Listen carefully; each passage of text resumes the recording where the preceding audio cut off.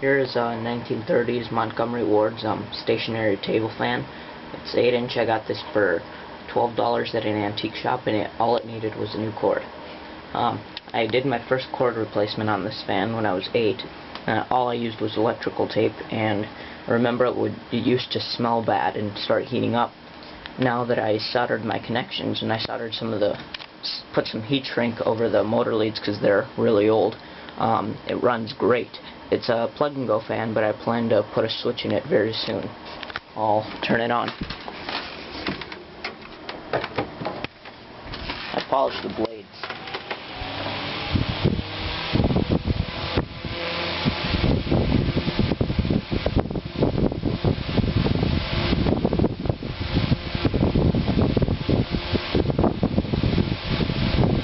And I'll turn it up.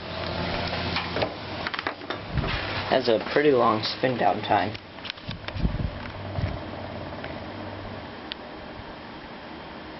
And it's a cast iron base with a stamped steel motor housing and handle, and aluminum blades.